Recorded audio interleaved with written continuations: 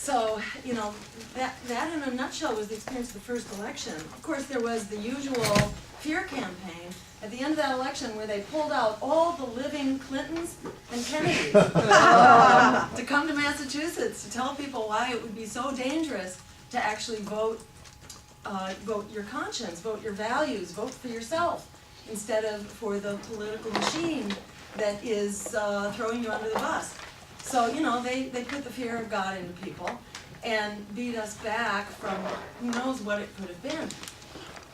But, you know, I realized after the first election in 2002 that the name of the game here is to define the win for ourselves. Don't let them define the win for you. The win is growing our political strength and our political organization and growing the fight for the long haul. Yes. That is the win. And you can't expect there, given the incredibly tilted playing field that we're on right now, you can't expect to get there for one haul. So running for office is really, it's as long a commitment as you can make. And I would encourage you not to go into it thinking that it's one race. It's not. You have to run one race to just first start building your organization and to build your local. And that is the name of the game, is to build your campaign at the same time that you are building your organization at whatever level you're running. And always best to start at the local level, you know, for dog catcher or water board or, you know, your pesticide, mosquito control. Exactly. That's where you want to start. And as you build, another big learning experience for me is that you cannot grow your campaign without also growing the party. Our party was in a pretty terrible state back in 2000. And we were very consumed with infighting. So let me just put out a word to try to put the damper on infighting. It happens all the time. This is part of, I think, the human condition. It's part of small, unfunded organizations where you are struggling to get your heads above water, where you are being demonized and fear campaigned and smear campaigned. Don't let them talk you into infighting, because it's generally a waste of time. And we've been through this over and over, where we will kind of fight. One group will win, another group will get sort of discouraged and pushed out. You know, figure out how to just carve up the work, because there's plenty of work to go around.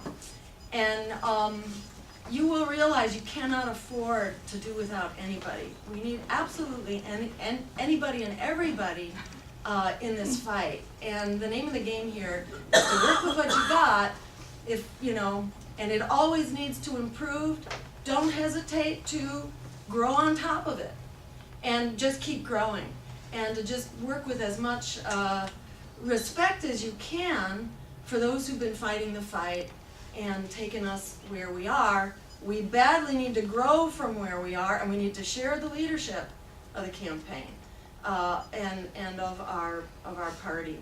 We need to share the leadership and share the participation and bring in new voices and new constituencies. That's what it's all about. And I'm going to speak to that, sort of those growth points in a minute. Don't let me forget about that. But what I learned was that growing the party was the name of the game. I came into this as a candidate, and it took me 2 runs. And when people ask me, what have you run for? I say everything. I really have.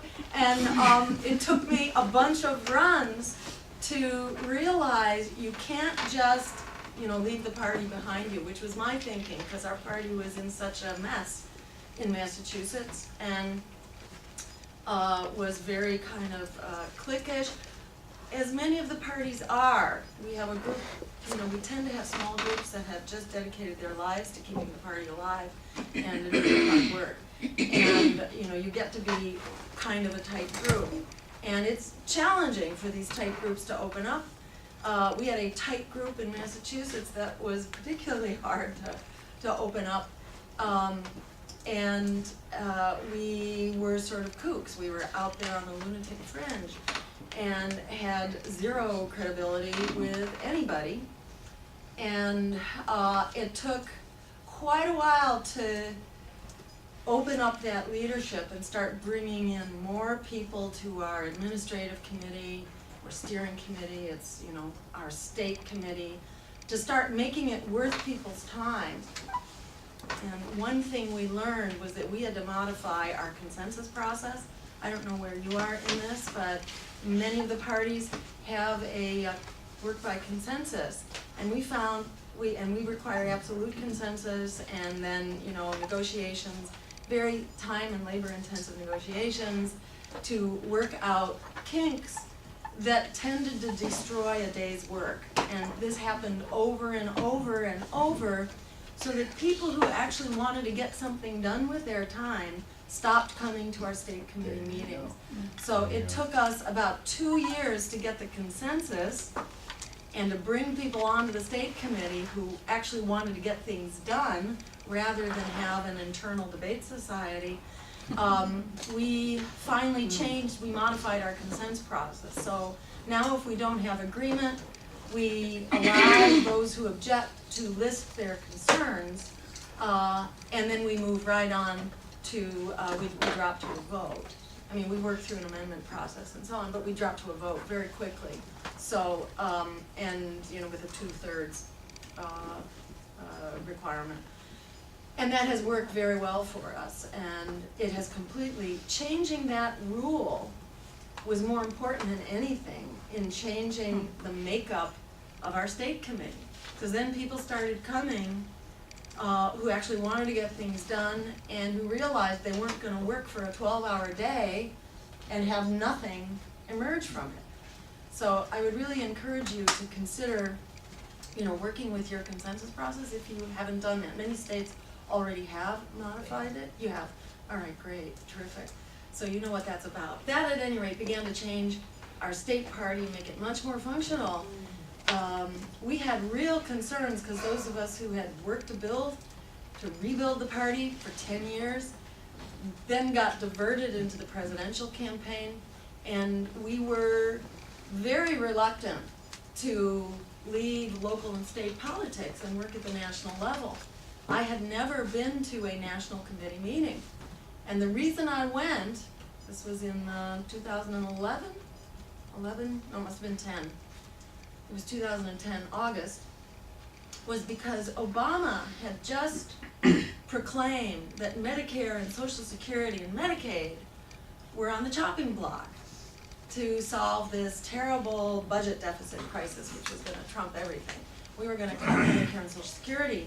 And some of us just looked at each other and our jaws dropped, and we said, oh my God, we are the only national opposition party. If we don't stand up and fight that, no one will. No one. We are the only opposition party that survived this incredible decade of intensive fear campaign and smear campaign since Bush, Nader, Gore. The machine really revved up to stop opposition politics in its tracks after Nader put the fear of God, you know, into the machine, and people saw how close he was, you know, to really capturing the American spirit and support. And you know, so we were founded at the same time that several other non-corporate opposition parties were founded. The New Party, the Peace and Freedom Party, the Labor Party, which was started with a whole lot of money from labor and incredible organization.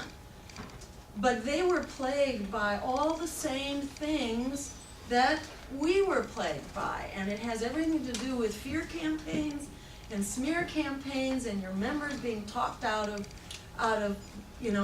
participating, your volunteers being talked out of helping to support your campaigns and your local party, donors disappearing, and sabotage and infiltration, and all the usual stuff happened to all those parties. But we were the only one.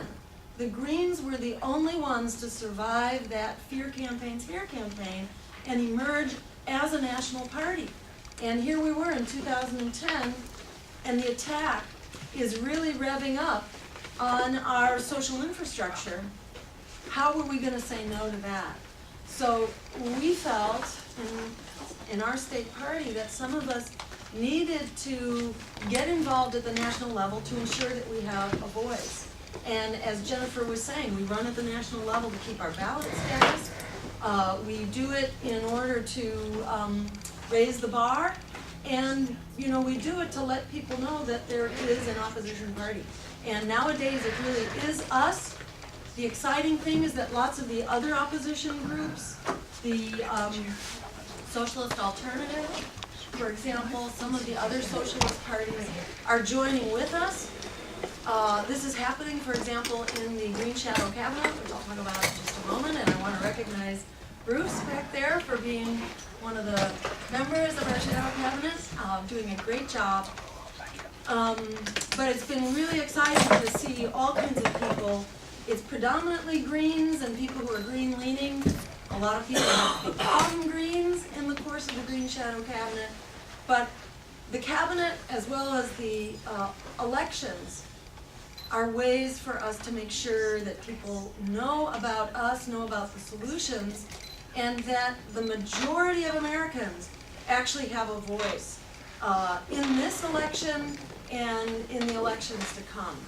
And in my view, headliner elections are the exception, they're not the rule.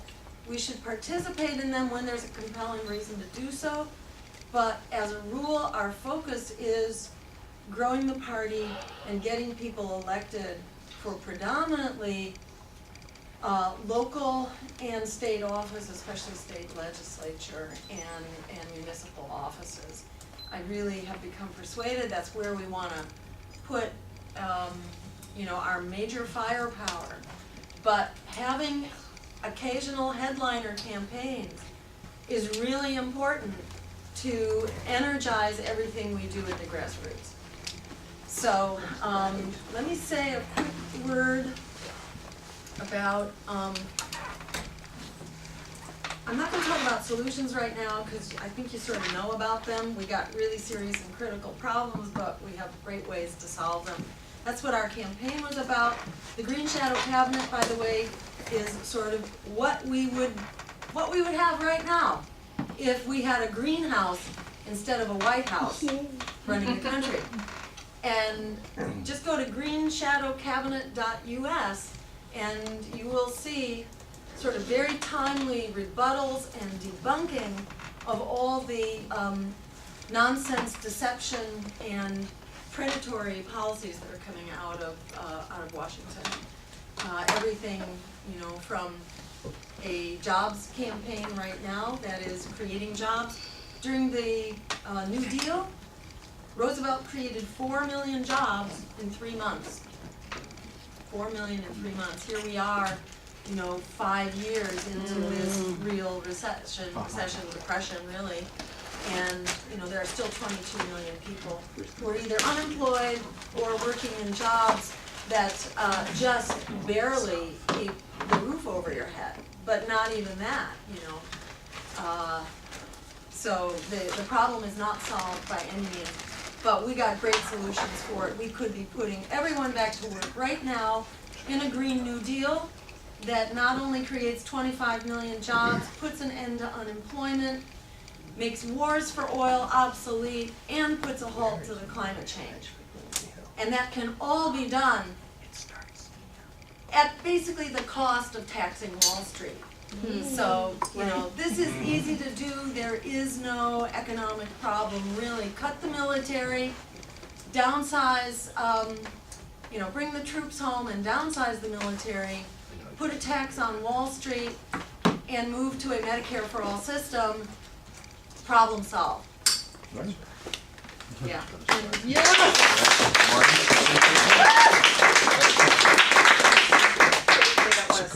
And building the party is how we actually get to critical mass. Powers that be would like us to be fighting on each of those issues independently. So it's really important for us to be working with every one of those movements. Like PPERC is out there this weekend just concluding their walk from Philadelphia to DC to lay it out at the Chamber of Commerce, that we can actually solve this problem right now. And PPERC is doing a magnificent job, I think, of helping to mobilize the poor, the super poor and disenfranchised in this country. And it has been so exciting to have that force growing within the party and within our campaign. It was just unbelievably exciting, so I want to give a big shout out and thank you to Bruce and Pieper for helping us to build that bond, really, with that community and that network. It's very exciting to be doing that. Another really important growth point, I think, is young people. And it's interesting, some of the parties are able to make that leap, and some haven't yet. But I really want to encourage you to, to put that on your radar. And I'm really happy to help in any way that I can. We have found the colleges and universities extremely responsive, not just responsive, but like ready to take the lead, because the burden is really on their shoulders more than anyone. And just the issue of student debt and the cost of higher education gets people up and out of their chairs almost immediately. You put that together with marijuana legalization, and you've got the campus on your side. From one issue or the other, you really cover all bases there between the two. And it has been so exciting to see the mobilization happening there. And in our state party, which was dominated largely by gray hairs, like myself, we have managed now to be taken over by people under 30, and at least half of our steering committee. Our treasurer, our secretary, who else? We have a small steering committee, our administrative committee, is almost being run by young people who are also coming into our state committee, which is our representative board. Great. So are we 15 down? 15 left. Okay, great. Thanks for the heads up. And I'm going to try to save some time for Q&A. So I'll try to wrap here. But I just want to say that once you can make that inroad, it's like making the inroad into the community of color, into the Latino community, the community of poor people who are really poor and homeless. It's incredibly powerful. When we had our trial in Philadelphia, this was the trial for the Fannie Mae trespass case, where we went to support some homeowners who were being evicted very unjustly, victims of predatory lending. And we went with them to the Fannie Mae headquarters to get Fannie Mae to come through on its word that they would talk, their higher level executives were going to talk with the women and try to redress their grievances. And here they were basically being in the process of being evicted. That hadn't happened, so we were there to get them to come through on their word. And of course they didn't, and we were hanging out at this Associated Bank next door to the headquarters, because they had locked the doors when they saw we were coming. We wound up inside the bank, and we were just waiting there. And at any rate, we all got arrested and had a chance to learn what it's like to to stay for a night at the within the jail system in Philadelphia and America. And it should be required, I think, for anybody who runs for political office. You should have to spend a night or two in America's jails, and it's quite an enlightening experience. But at any rate, so we went back for our trial, and the courtroom was packed. The people who really came out to support us were, were people who had been evicted, the low-income people, the people who were part of the PPERC network, and they packed the courtroom. It was absolutely packed, and it was just so exciting to see how these bonds get built, where you'd never think they were going to happen. They do happen. They're absolutely magical. But it takes some bending over backwards and some strategic thinking about how we build trust.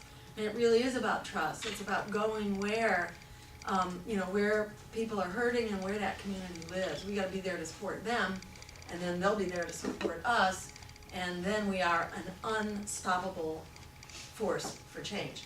So that community is part of it. Another community, is the students, as I mentioned. I think the climate community and the environmental community is also really ready to tip. The climate movement, for one, has been, they've done great things, but they have been religiously anti-political. And when I say anti-political, I mean, they will get up there on the podium, as they did in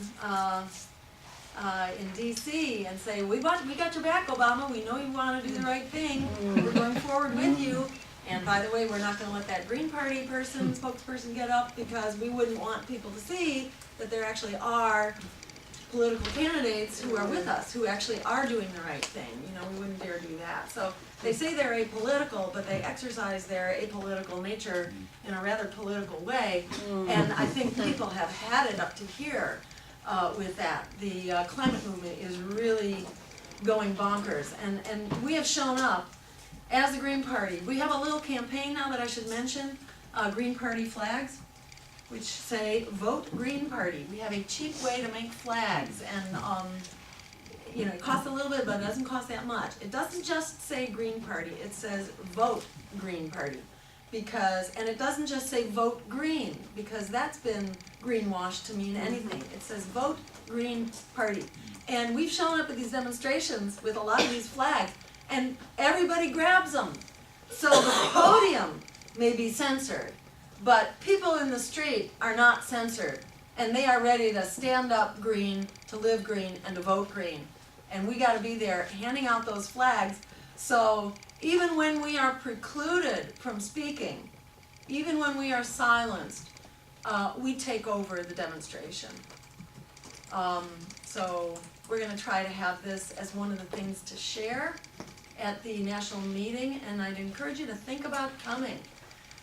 We are very much trying to help build the party at the national level. And the reason for doing that is because the national party can be a terrific resource for us in the grassroots, in the trenches, doing all the work that we're doing. When we can share that with each other, why should we all have to reinvent the wheel? There are many things that we can learn from each other.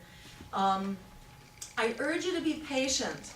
As organizations, we are all challenged. This is what poor, unfunded, overstressed, and overworked organizations are about. We are all challenged. We see that all the time at the national level. We don't have contested elections as a rule at the national level, at least not in my state. The priority is local. So when we're running our internal elections for our co-chairs, or, for just the various offices people can serve in, it tends to be their locals or the state party. There aren't a lot of people left over to work at the national level. So our national level tends to be anybody who wants to walk in. It's not always people who have the right skills for the job. That's the good thing about contested elections. They let you get up. They are a healthy thing. Don't shy away from contested elections. They are good. It's good to have differences of opinion. What really counts is that we have a framework for settling those arguments. We don't have to persuade each other. Many of us are not going to move. Some of us will, some of us won't, and you know what? People change over time. And as we build trust and we work together on the ground, you'll find that people you vehemently disagree with on lots of things, you agree with on other things. So we all work together. That's what a political party is. And the more we grow, and the more people we have, thank you, the better we will fit people for those particular offices. And there is more than enough work to go around. All of it is critical. Whether you are working at a local level or high up at a national level, it's all really critical. We need you everywhere. Don't get too invested in any one office. The outcome of these elections can be very, what shall we say, arbitrary sometimes. But, you know, do your organizing and bring people in to be members of the party, you know, and to do the work and to be a part of that decision-making process. That's how we grow. And that's also how we settle our differences. And it's how we build a national party. And it would be great at the national party to have a bunch of these workshops to be able to share things like the Green Flag Campaign, for example. So many of these groups are green. And what we try to do, by the way, when we show up with flags, is to also capture names. So if you show up with flags, show up with a petition that's about whatever you're there for. So when we went to the Maine pipeline demonstration, because there's a tar sands pipeline coming into Portland too, which we are hoping to stop. When we went out for that, they wouldn't let me speak on the main stage. They wouldn't let any of us Greens speak on the main stage. So we went with our flags and we went with a petition, you know, a petition to stop the pipeline. And it was the Green Party of Maine that was circulating that petition, and they walked away with hundreds of signatures that they could then follow up with and recruit those people to come to a party organizing event about stopping the pipeline. So this is how we can grow in an organized way that is commensurate with the urgency of the problem. We can't afford to grow slowly. We've got to, you know, we've got to just go ballistic. We've got to really stand up and grow as fast as the emergency demands and as fast as the majority itself demands. Most Americans want healthcare as a human right, jobs as a human right, housing as a human right, bailing out the students and breaking up the banks instead of breaking up the students and bailing out the banks. That's what they're doing right now. They got to change up. So, you know, most people are with us. They want to downsize the military substantially and bring the troops home. You know, this war on terror, people get goaded into. The real war right now, you know, the one that really threatens us is the climate, the environment, our democracy, and the economy. And they all go together, which is why we really need fundamental system change. We need to turn this breaking point that we're up against into a tipping point that we need right now to take back our democracy and the peaceful, just, green future we deserve. So with that, I'm going to stop and just open it up to questions and give you a big thank you for all the great work that you are doing.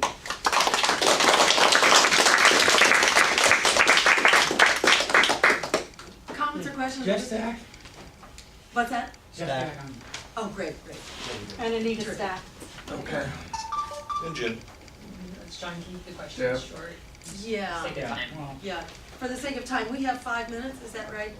All right, so you get like a 30-second question and I get a 30-second answer. I'll meet you on it, just so we can let a bunch of people participate. well, I'll talk really fast. I'm Okay. Jeff Rose from Safety. And it was because of your campaign that I finally took the plunge and joined the Green Party. Because you were talking about what I consider the big issues of war and poverty and joblessness and so on, you know, which affect me politically and affect me very personally. And the thing is, the message that you're giving right now, there's a contradiction between that and the matter of running for dog catcher. Because how does the candidate for dog catcher run, you know, raise the issues of unemployment I and gotcha. war? Yeah, I gotcha. Let me speak to that real quick.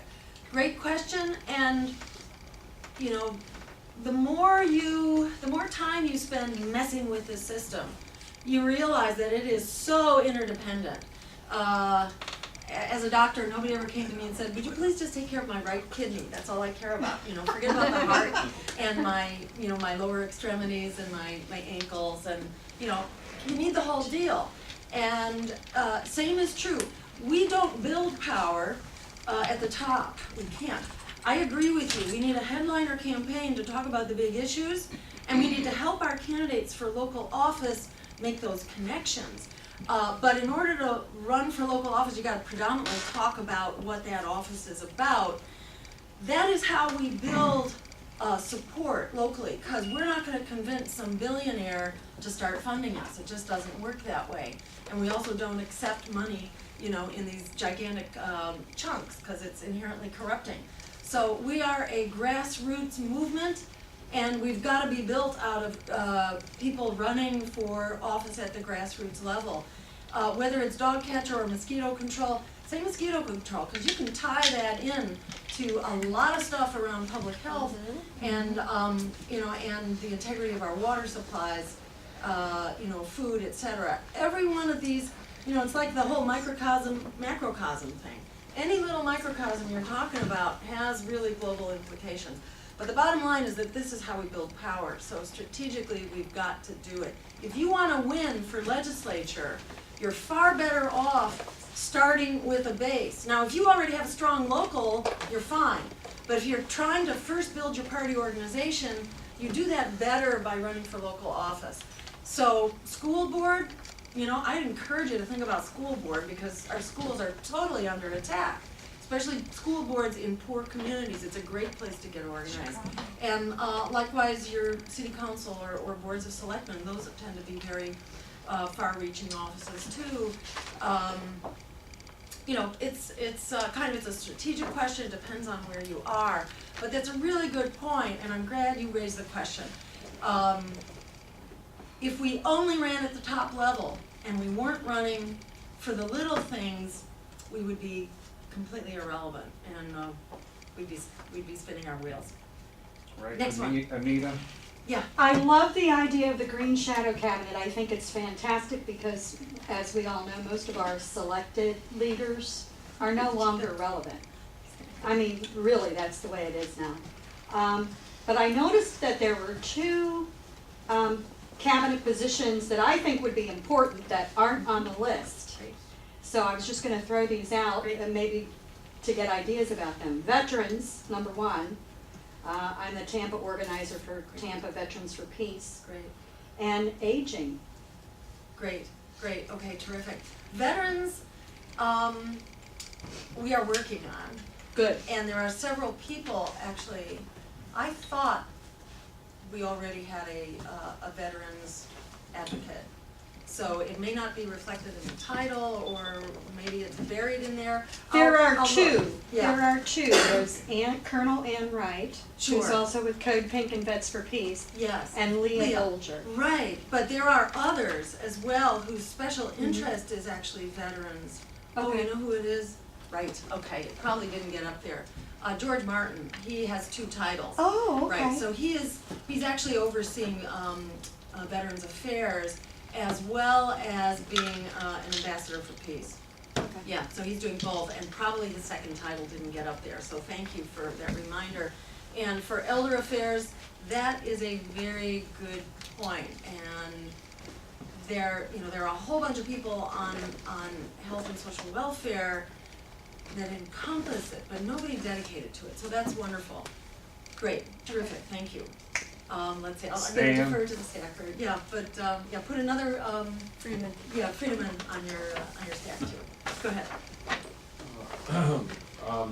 I'm not a green member, but I've been thinking about changing my affiliation, but I have mixed feelings about bringing about social change only through the electoral process. I was involved with the Occupy movement, and I think that you get more young members if we expanded our orientation. Great. But anyway, well, my question is, Yep. if you are going to go the electoral route, it sometimes seems to me that the Greens seem to think that the Democratic Party is the main opposition or the main group that we should be opposing. But when I think about Massachusetts, I think of like Elizabeth Warren versus Scott Brown. I mean, if the Greens had thrown that to Scott Brown, this is just a concern I have. had thrown it to Scott Brown, I would not have been very happy about that. Great, You let me know, jump in, because I catch your drift.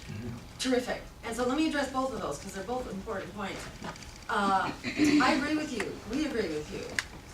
Electoral politics alone can't do it. All it can do is help amplify the power of the social movements. So we have to do both, and I think it really is very important. I think most of the people who are active in the party are actually active in social movements as well. Are there people here who are, you know, consider yourselves connected with one of the social movements, whether it's Occupy or students or poor people? So yeah, so I think, you know, we are in complete agreement, and I think it's a misconception to say that we would talk anybody out of doing social movement work. And what we encourage people to do is keep doing that work, but make it more powerful by giving it also a political voice. If it is not a political threat, it doesn't count. In the words of Frederick Douglass, power concedes nothing without a demand. Never has, never will. The way you make that demand is by bringing it into the political domain. If you don't have a demand in the political domain, everything you do outside of the political domain is just written off. See, right now, they have control over the political machine, total control. So you can't, you know, it's very hard to create that threat. But their control is paper thin. It's like the wall in East Berlin that suddenly fell down decades ahead of when anybody thought it was going to happen. All of a sudden, poof, it can go. That's what their social and electoral control is like. It could fall apart at any minute. It's like a house whose frame has been totally destroyed by termites. You don't know it until suddenly it falls down. Their house is a house of cards, and it's going to fall down.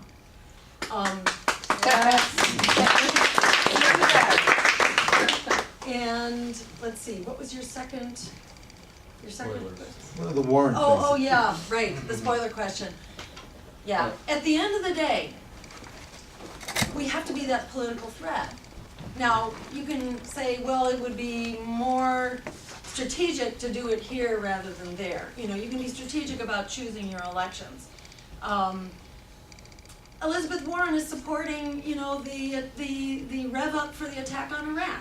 She is also, you know, she's saying let's bring down the interest rate on student loans instead of making higher education free, as it's gotta be. You know, students aren't going to get out of that debt even with a lower interest rate. Yes. You know, it's Yeah. outrageous. It's absolutely criminal that our young people have been basically sold into economic slavery to start their lives off. This is just a tragedy.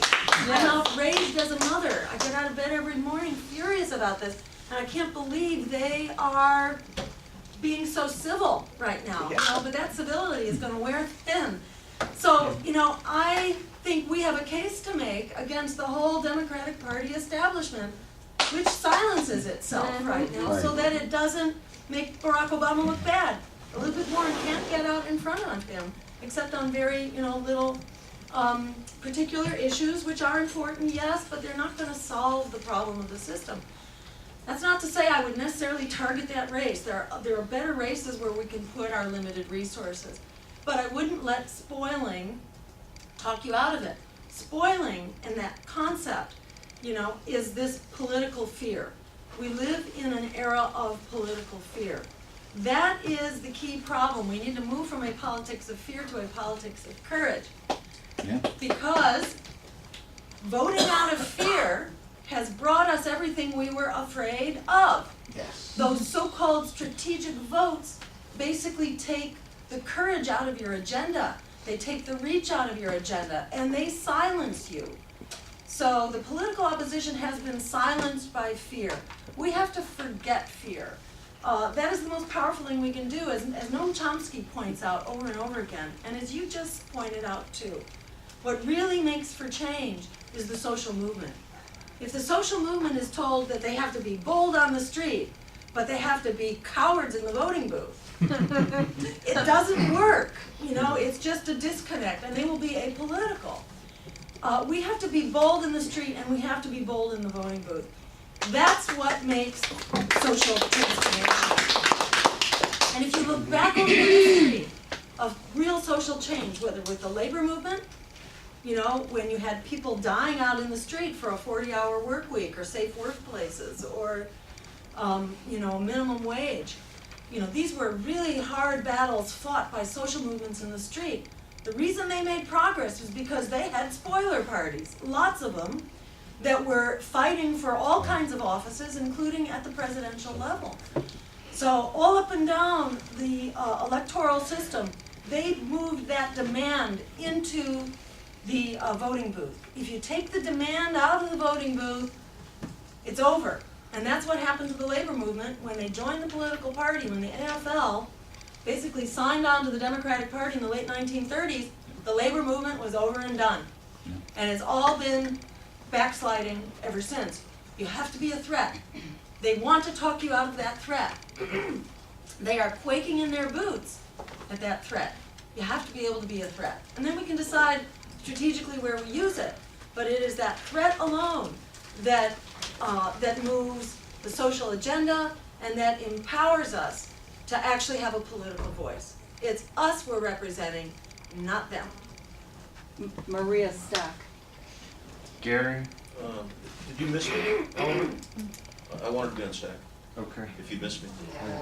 We're 10 minutes into lunch right now, but we had a long lunch, so Yeah, we can get a couple more questions, but be quick. Close it. Yeah. Jill, I want to approach you personally about this, but I think it's just as well that I approach you as everybody who's here. What have you been doing or considering doing as far as breaking the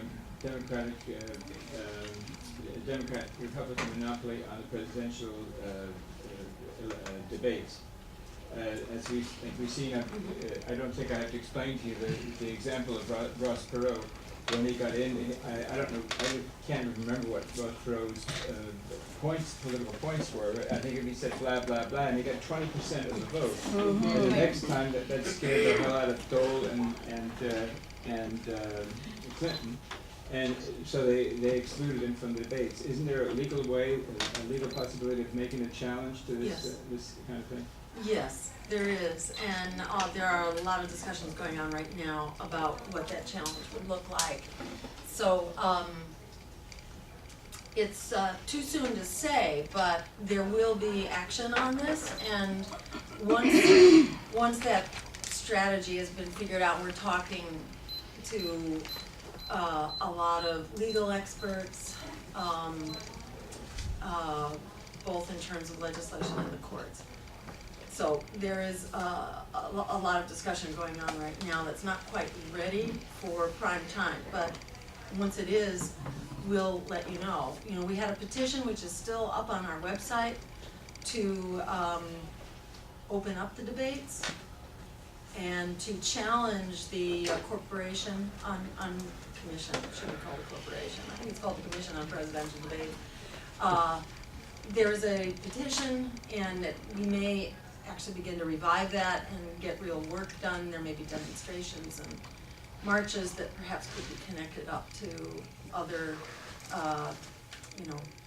big movements that we're working on. So stay tuned, and it's definitely a huge issue. And it's an issue not only at the presidential level, it's an issue all over. I'm sure you've had experience as well, being excluded from debates. Have you had that here? Your congressional candidates and your legislative candidates were often excluded. So it's a big problem. But you will be able to make a legal challenge, or what? Don't know yet for sure, but we're exploring that possibility. It's been challenged many times, and it's always been shot down. But the same was true for, for cigarettes, and they had to keep challenging that before they were able to get a settlement. And one day, those challenges worked, but they didn't, for decades prior to that. So they're hard to do. Legal challenges are very hard to do and very expensive. So, it's a question of what we do with scarce resources. I think at the end of the day, what really motivates people is jobs, wages, schools, debt. That's usually what drives. If you look at what drove the revolutions, democracy revolutions in the Middle East, it was lack of jobs, and it was young people especially who were locked out, had nowhere to go. I think young people really are the vanguard of social transformation. And I think it's probably gonna relate to their need for jobs and, climate to some extent, what's going on there, and debt. You know, if I had to put my money on where the breakthrough was gonna happen, I think that's probably it. And given that we have incredible scarcity of resources, we have to think very carefully about where we, you know, where we put our resources to try to build the party and make the breakthrough. Alan. First of all, I just wanted to thank you for being here. And I think what you've been doing is both awesome and inspiring. And if there's anything we need, awesomeness and inspiration in general. And it's very helpful to have such clarity of thought. For example, your take on education as being a form of slavery is just so right on the mark. There are so many forms of slavery. I think, for example, our healthcare system is a form of slavery. And tying healthcare to your job is the means to get you to shut your mouth and not complain about work conditions. And people take on complete jobs and all that. And I wanted to address just briefly the cabinet idea, which I think is awesome. And I hope your intention is, I don't know, can you have meetings, regular meetings, monthly or every couple of, and it must be very difficult, it's pretty unwieldy, but it would be wonderful if you could do that. And very briefly, I think, because it would be nice for people to know that this is an ongoing thing, that there is a second government and it's not just a publicity stunt. And that everything that happens, somebody is making another statement, a counter statement to it, and it would be wonderful for the American people to know that, you know, suddenly we have two governments. Hello? Yep. And so I wanted to, one thing that I think I wanted to know how you feel about this. You talked about healthcare, jobs and stuff. I remember David Korten also hit jobs economy. So I think we have to very much watch those big things because they may not be our issues, but a green message doesn't start, it isn't A to A, it's A to B, and we have to start with B where the people are to know what their problem is. And I want to ask you about this one. It's not very popular, it seems, with the Green Party, but I've always wondered. I think one of the things that bothers people, even if they don't say so, is the question of security. Because even though jobs and other things are actively worried to people, people are in security being given fear all the time, to be careful. And I'm wondering, I think Greens should tackle security head on and say the Greens are the party of security, but for us, we understand security is jobs, healthcare, communities, and so forth, and say fear that someone's going to fly over here. What do you think about that? Okay, all right, great. So a bunch of really important issues. So let me just say first about the cabinet, that it is a functioning government. Good. And this is one of the reasons why I was late today, is because there's just a lot of stuff going on all the time. We have 100 people who are all like really active, really doing stuff. And when this first started, my concept was maybe it would be 5 or 6 people, and we would limit it to that so that it would be a manageable group. But as word got out, there were more and more people in key leadership roles for key constituencies who wanted to join it. I couldn't believe it. You know, people like, gosh, I'm blocking on his name. The head, Julian Assange's lawyer, for example, is, I mean, I should just, Margaret Flowers, you know, who's, all these people who I never thought were like really particularly green friendly have shined onto the Green Shadow Cabinet. And it is just this, you know, Leah Bolger, who was the president of the Veterans for Peace, Ann Wright, Secretary of State, David Swanson, Secretary of Peace, Ajabu Baraka, who is this amazing African-American sort of racial and economic justice advocate who never would touch politics with a 10-foot pole. Kevin Zeese, who, you know, has had his loggerheads with the Green Party. Michael Ratner, that's the guy I'm talking about. Jesselyn Radick, you may recognize her from Democracy Now! She used to work for the Justice Department and became a whistleblower. We have other whistleblowers, in fact, who cannot go public right now because they're sitting in jail, who are actually part of the Green Shadow Cabinet now, but as soon as it's safe for them to do so, they will be out about it. Ronnie Cummins is our head of Food and Drug Administration, the FDA, you know, so forget it, Monsanto. Ronnie Cummins is the head of the Organic Consumers Association. You know, it's just like so satisfying to look at what our government could be. Ann Wright, by the way, you know, who was the one, she was an ambassador to Afghanistan, who quit the Bush administration when he attacked Iraq. These are like people of incredible distinction and ethics and spine. Ellen Brown, people know her? Ellen Brown, you know, she's like the guru for public banking. She is our treasury, head of Secretary of Treasury, instead of Timothy Geithner. You know? Can you imagine Ellen Brown? Gar Alperovitz is a special economic advisor. Rich Monhay, who is he was with the Labor Party. He's a labor organizer and immigrant rights organizer. I believe he works with SEIU, I'm not sure. He was. Was Unite. with SEIU? He's with Unite. I'm sorry? Unite. He was Unite, with, thank yes. you. Just Yes, stepped so he is down. our Secretary of Labor.